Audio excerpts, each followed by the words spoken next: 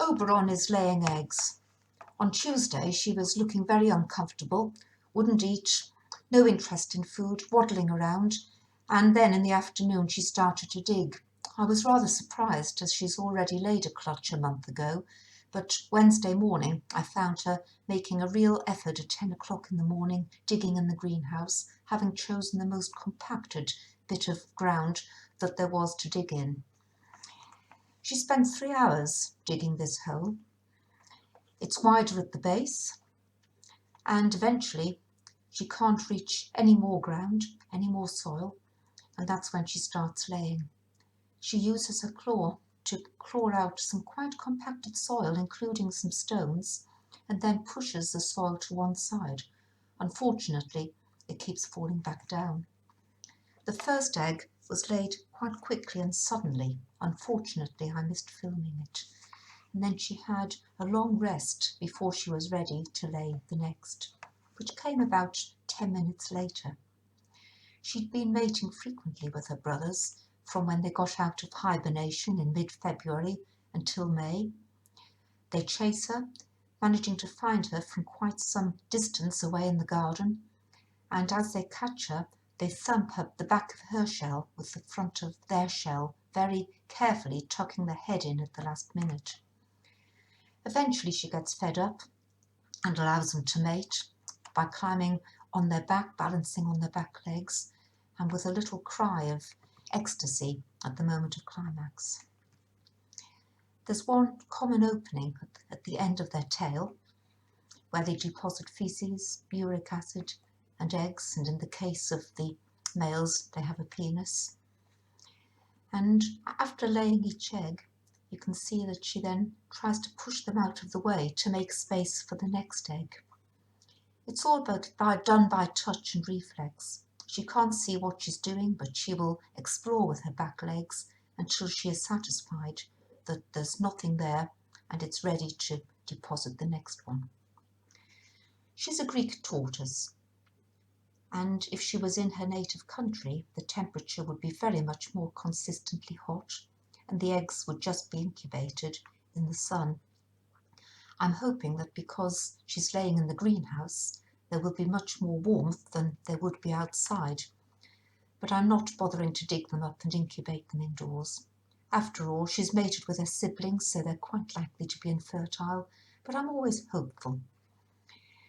The temperature of incubation determines the sex. If they're incubated at 24 degrees centigrade, they will be boys, 29 degrees centigrade, they will be girls, and somewhere in between there will be a mix of sexes.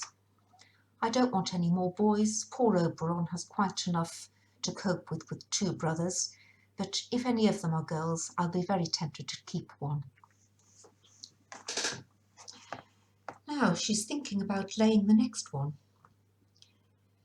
Big pause, a big think. Ready for the next push? The eggs are quite soft when they're laid. They harden later and become a bit more rubbery, about the size of ping pong balls. Here it comes.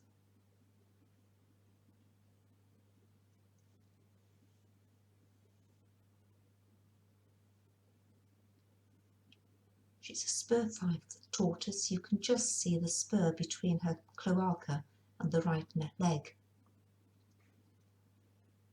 Yes, here it comes.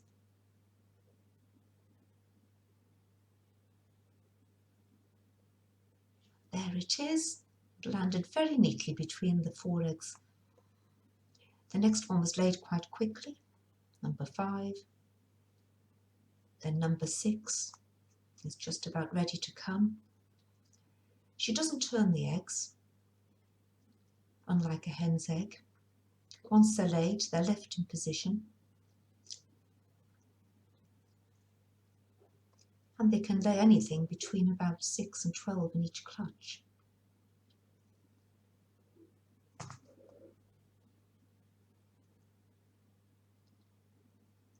It's harder to find room as there's more eggs in the nest. 1, 2, 3, 4, 5, 6, 7.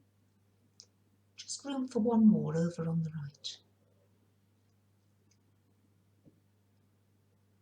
this stage, it was very, very tempting to help her. I can see what she's trying to do, but I mustn't.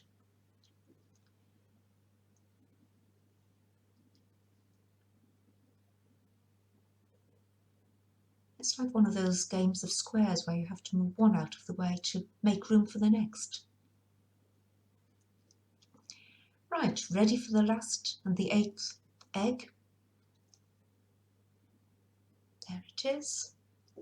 And after she's rearranged it slightly, the next thing to do is to dig them in and cover them with soil.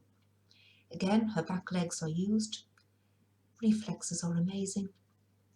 And it took her about an hour to cover them up satisfactorily, packing them down and eventually smoothing the entire soil over until you couldn't actually see where she's been. I've written on the calendar beginning of July and August when I might expect to see some little hatchlings wandering around the greenhouse. I'm not counting my tortoises before they're hatched, but there's always hope.